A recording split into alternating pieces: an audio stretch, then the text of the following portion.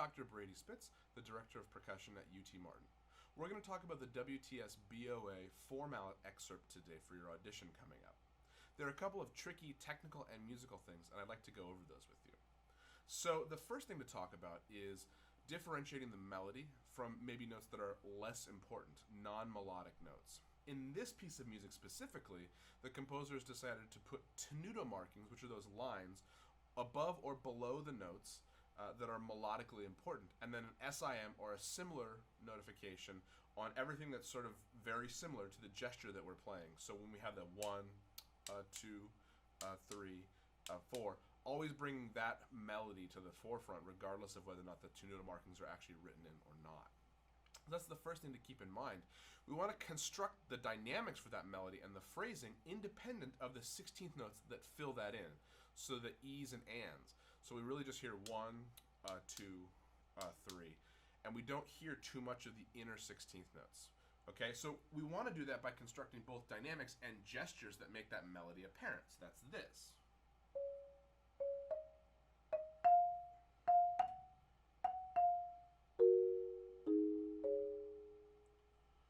Now notice that I played the double verticals in my left hand quite a bit softer, at least quite a bit lower in terms of stick height than my right hand, and that's because I have twice as many notes. So I want them to fit acoustically into the phrasing of the longer line and not necessarily think about them in terms of absolute heights. So let your ears be the best judge for what the shape of the melody actually is, right? So one more time, that sounds like this.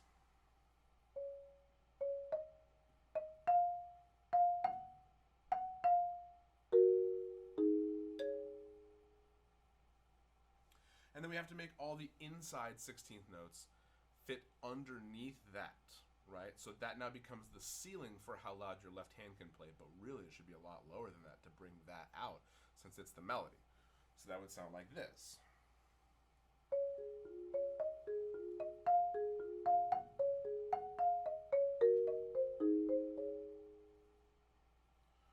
So even though there's that constant 16th note pattern, we definitely are hearing the melody brought out to the forefront of that.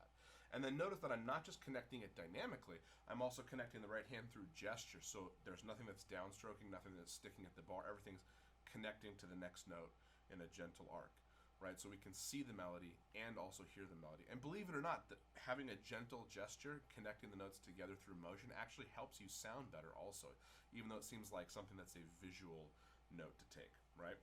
The second big thing we want to talk about are some of the awkward chord shapes and where you have to put your body to accomplish those things. You may have noticed that in the second line of the piece, we have sort of this shape. Right? This is a very awkward shape. So especially if you're playing Stevens grip, you want to make sure that your wrists are coming a little bit closer together, right? And then you can get your body physically back out of the way to allow your elbows to come inside like this. So rather than trying to be up on top of it and do something weird like that, just take a step back and allow your feet to move you this direction as well as this direction, okay? So that looks something like this.